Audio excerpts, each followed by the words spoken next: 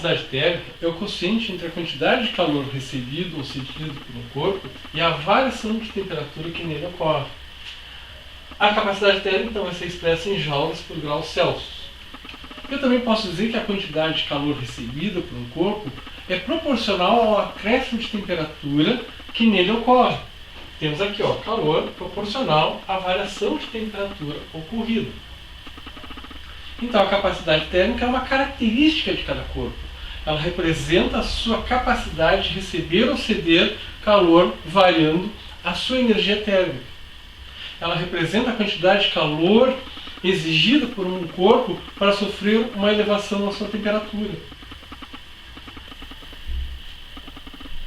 A capacidade térmica, então, é uma característica de cada corpo e ela depende da sua massa e da natureza de cada uma das substâncias que se constitui o corpo.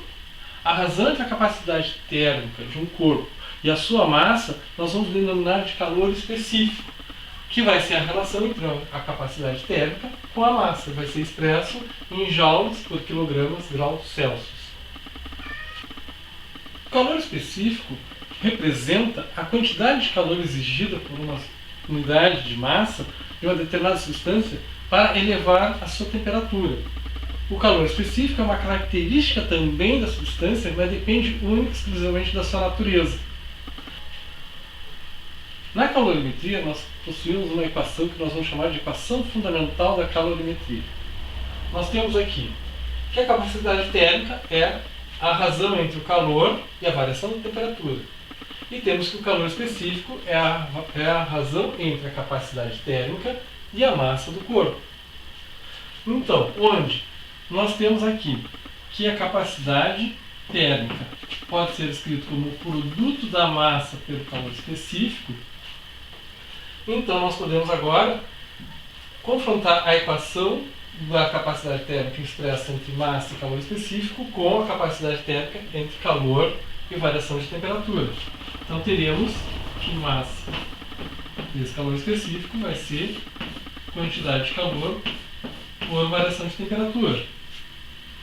Ficando então com a seguinte equação: calor igual ao produto da massa pelo calor específico pela variação da temperatura. E essa então vai ser a nossa equação fundamental da calorimetria. Na nossa expressão do calor, nós teremos as seguintes variáveis. O M, que seria a massa do corpo, vai ser dado em quilogramas. O calor específico, que já falamos dele, e a variação da temperatura. Onde a variação da temperatura vai ser a temperatura final do processo menos a temperatura inicial desse processo. Se por algum acaso a temperatura final for maior do que a temperatura inicial, nós teremos um calor maior do que zero, ou seja, um calor positivo.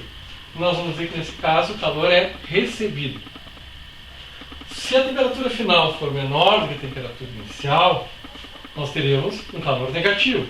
E nesse caso, nós vamos dizer que esse calor é cedido para o sistema. Esse calor determinado por essa expressão é denominado calor sensível. A quantidade de calor recebida ou cedida por um corpo ao sofrer uma variação de temperatura sem que haja mudança do estado físico, seja ele de líquido para gás ou de sólido para líquido. Existe também o calor latente, que é aquele que causa no corpo apenas a mudança de estado físico, sem que haja variação de temperatura.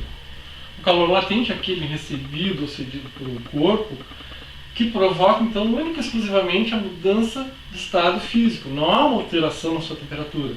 Isso ocorre geralmente com as substâncias puras. O calor latente é proporcional à massa que muda de estado físico. Temos aqui, o calor proporcional à massa desse corpo.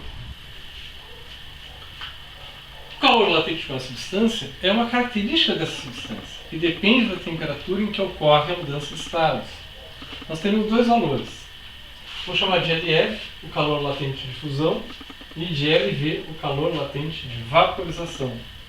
Eles representam a quantidade de calor exigida para que uma determinada quantidade de massa de uma substância sofra a mudança de estado.